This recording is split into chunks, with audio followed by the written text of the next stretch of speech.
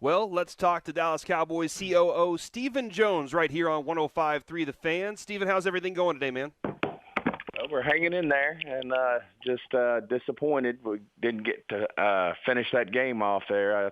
I just heard you guys. I do think our guys, are playing hard. I think they're starting to really get a feel for what we're trying to do defensively, and they're able to play more wide open. And, obviously Gilbert came out there and had a hell of a day and, moved the ball well, and I think we're just getting better as a team, but we got to keep chopping wood and going to work every week.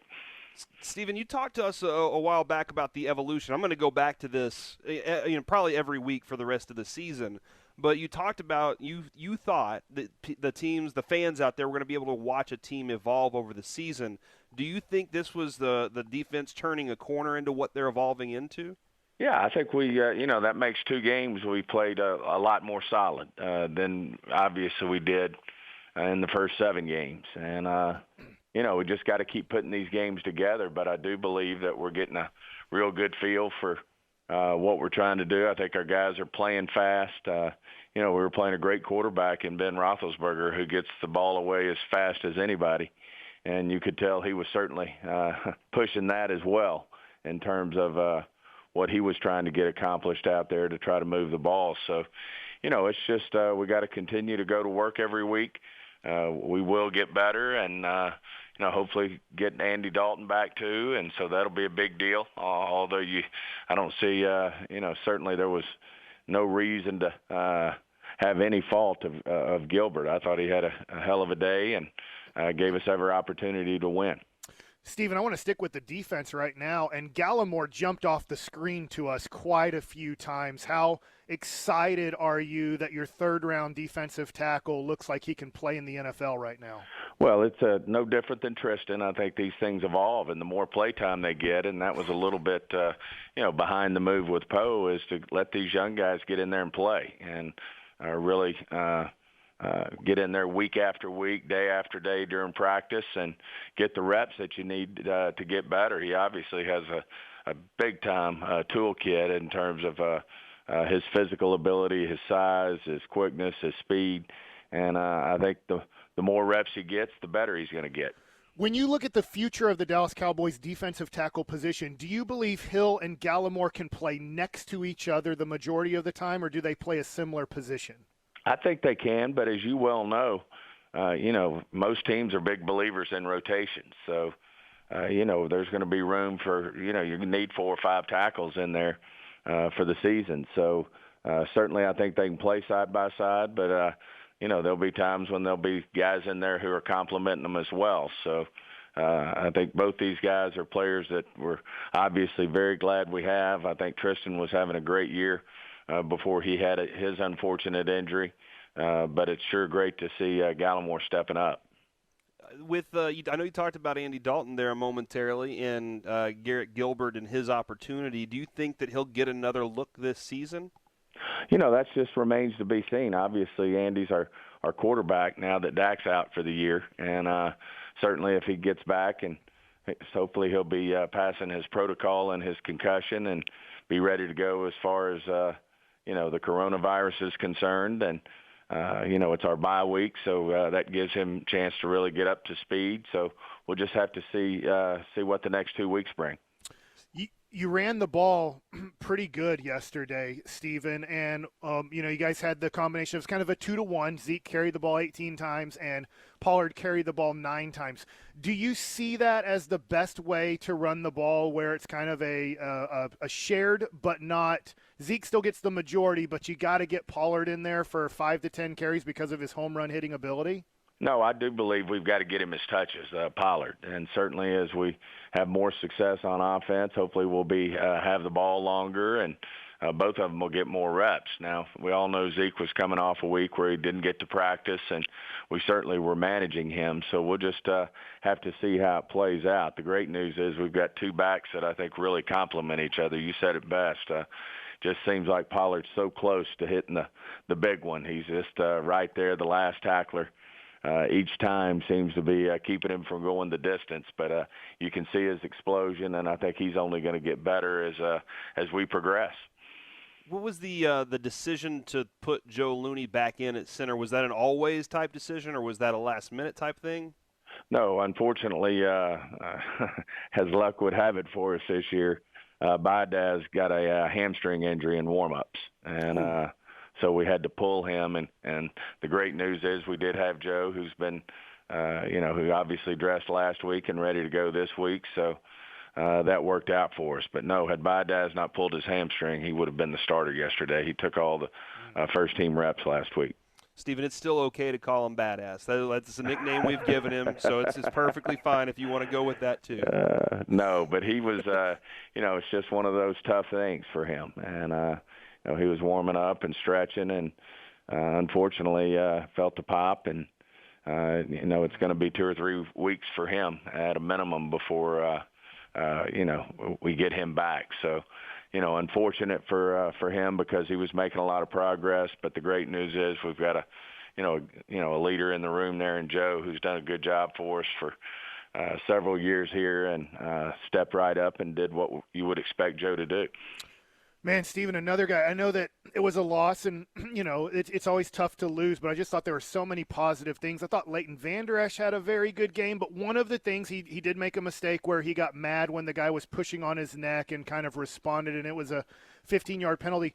I know you're not the coach, but how tough is it? You were a former linebacker in your day. How tough is it when somebody is somewhat taking a cheap shot on you, especially because Leighton has a neck issue, that somebody's stressing on his neck and then he responds and he's the one that gets the penalty to tell the person, like, dang, that's tough, but you can't respond there? That's it. I mean, that's all you can say. Leighton's a smart player. He knows it. We've all played, and unfortunately the responder usually is the one who gets caught. And, a tough call, I thought, period. But, those officials are out there doing their best, and albeit a tough call, you certainly could see why they may have called it. Well, there was another moment in this game that kind of called for a little bit of a response, and that was Randy Gregory knocked the ball out of Juju Smith-Schuster's hands, and then Antoine Wood, you can see him kind of bounding around in front of the star in the middle of the field.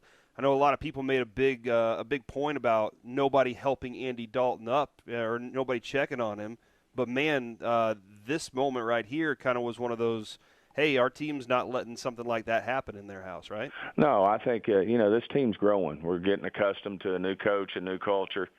Jason did a great job around here for 10 years, and, we're getting our feet up under us. And I think this team's just going to go onward and upward. Like I said, you look back at Coach McCarthy's career, he had a slow start there in Green Bay and then finished strong, and I certainly think we can do the same thing. You look at the last 2 weeks, we're starting to put some good things together. And, yesterday there's no such thing as moral victories, but that's obviously the best team in the league right now, the only undefeated team. And, we got to finish. We got to finish those games. And we certainly think that we're going to do nothing but improve going forward. And I know, our team has confidence in what we can do. Randy Gregory has been, I'm going to say, a bit of a breath of fresh air. Watching him, make some big plays. Is this why you guys have stuck by his side for so long? Absolutely. And then on top of that, he's has his challenges, but he's a good person, and he has his whether you want to call it a sickness, addiction, whatever you want to call it, that he wakes up to every morning. But we're just rooting for him. He's a good person, and he works hard, and you can see how important football is to him. And he's obviously helping us in a big time way, and I think he's only going to get better. So it's great to have him back out on the field and see him doing what he's doing.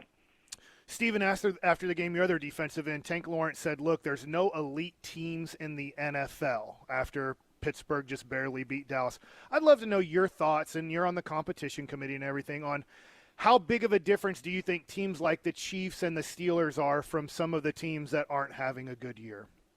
It's just, we used to always say around here, that quarterback's a big time difference in these teams, and then you put the chemistry right, and and you win a few games that you might not be supposed to win, and then you get your confidence going. And it's a fine line there between being really good and then certainly being a 500 team or struggling to get there. But the salary cap, that's what it's meant to do. Everybody has the same amount of money to spend on players.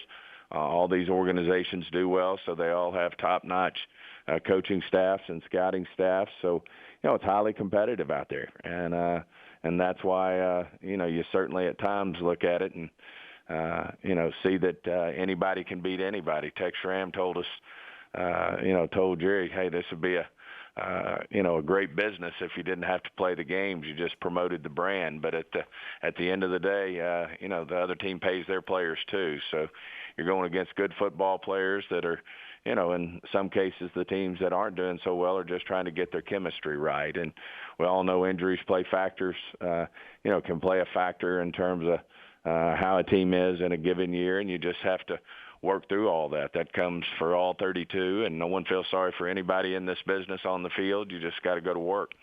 Trayvon Diggs, I know they were talking about a little bit of a foot injury with him. Is he okay? Is everything going to be all right there?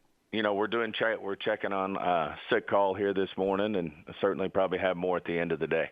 Okay. Here's another thing that kind of, as a fan, I don't like to see this. But Ben Roethlisberger said after the game that I don't want to take any shots at anybody, but if you didn't know who America's team was, then you should have seen the stands and the terrible towels.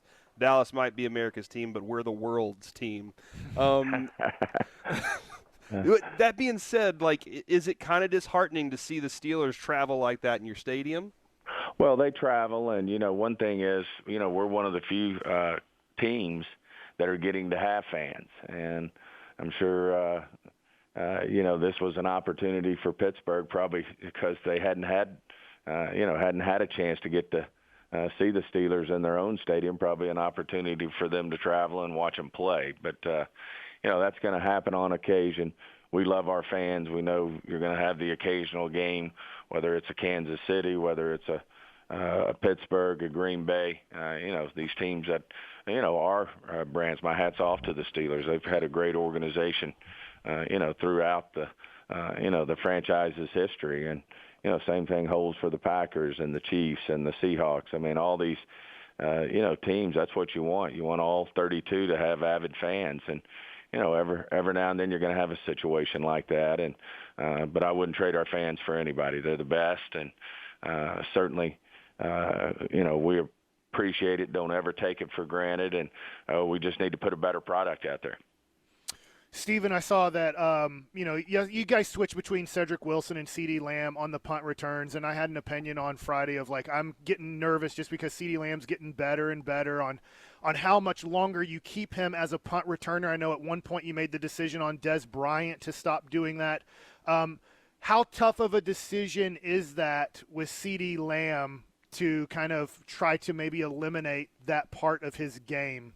The punt returns don't bother us as much. Okay. I think it's easier to make the decisions of when to do it and when not to do it. And certainly, as you know, we used Dion for many years back there. And, if they can make game-changing plays, we all know how close these games are most of the time. They come down to less than one score. And if, CD can make a play that, changes the game, then certainly you put him back there. But, it'll always be strategic, especially as CD becomes more and more involved. He's going to be a great player for us, and certainly we'll use him as a punt returner when we need big plays.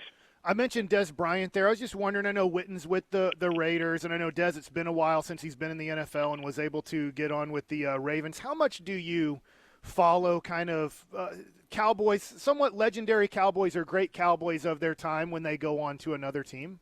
Oh, I think you always do. I mean, these guys, obviously Emmett went to Arizona.